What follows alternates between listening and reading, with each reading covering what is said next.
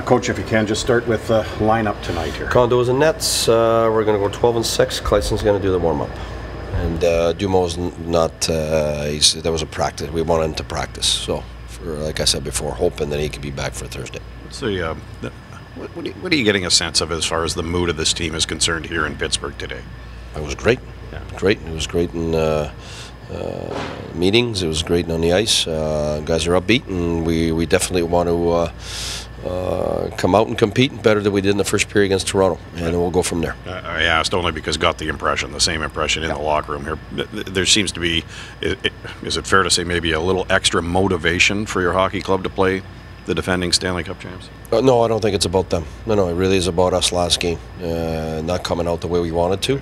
Good second, good third, but we don't want to. I mean, obviously, you're playing right now. I think they're probably the best in the league right now, the way they've played lately, and they can smell blood, and they want to get their third cup in a row. And so I think right now they're at the top of their game. It's going to be really, really a tough game for us, for anybody that plays them right now. So we got to be ready. But really, it's about us being ready. Like we've been in first periods against pretty much every team, except the last game. So we want to rebound from that first period and do better. How do you shut down a guy like Crosby? Well, first of all, if you think you're going to play one-on-one all night and shut him down, then you're mistaken. Those high-end guys, it's like Boucher for us. You think you got him one-on-one, then he slips away.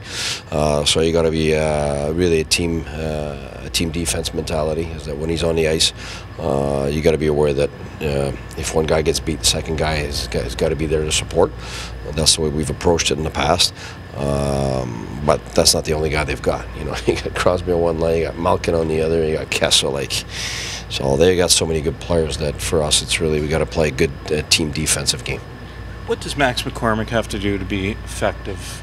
Well, I really liked his last game. I wish we could have gave him and Blunden more ice time in the third period, but they weren't playing their fourth line at that point. They were pushing, so it was more difficult for me to put those guys out there. But I was really hoping to be able to bring him back because he played a great game. He had a lot of grit, and that's what we're looking for. We're looking guys who pay the price, are first on puck, are gritty, and bring us that side of things that we need more of, and that's why he's here. We were talking to Thomas Chabot about this a little bit. This is his first game against Pittsburgh. Mm-hmm. How do you make sure he doesn't see stars in his eyes? Because these are guys you probably grew up watching. Oh yeah, for sure. I mean, especially Quebec kids, Sydney. I was in Rimouski when Sydney was there, so I remember how. I know it was during the lockout too, so it was all about Sydney. So I'm sure as a kid he was like everybody, and not just a kid. I think older people, they rushed to the rinks, and we had to get there an hour before our usual time most of the time, and have bodyguards for us to let Sydney come in the rinks, and it was a real special time back then, and I'm sure he's lived a part of that. So yeah,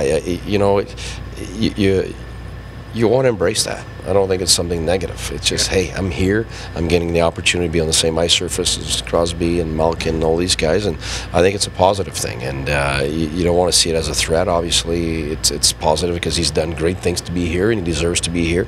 But having said that, of course, we're on the road. We don't control matchups as much, and but he's a lot more ready to meet those matchups now than the first month he was up with us. When we were on that month on the road there, when we got Borowiecki and Weidman got injured at the same time, that was tough for him. It was tough for Harper to have to play top 4 minutes against all the top guys. I think right now he's a lot more equipped to at least get part of it and get away with it. But I think obviously, it doesn't matter who you are if you're going to be matched against Crosby or Malkin all night. Even your top defensemen find it tough. So we're not going to ask a kid to come in and be Superman here. I think we're just going to ask him to be himself and keep growing. Coach talked to Matthew Shane, and he says maybe feeling the most comfortable he's felt so far this year fitting in. What have you seen with his progression, maybe the last 10 games as he seems to find his legs in his last 17 games, he's been outstanding. So it's for us. It's the initial games were really good, but it didn't produce. Either because he missed the opportunities or the people that he's playing with missed the opportunities. Then I think it became mental, and then when the adrenaline sets down and goes down, then you kind of realize where you are and how you have to adapt. And you know, it was a tougher time. And then he started to do great, and he's been a top end player for us for a long time now. So it's I don't think right now we're talking about adapting. We're talking he's here. He's doing great. The players have you know, got accustomed to him. He got accustomed to the players here, and then we're growing from there. But when things for sure, we got quite a player. So we're really happy about it.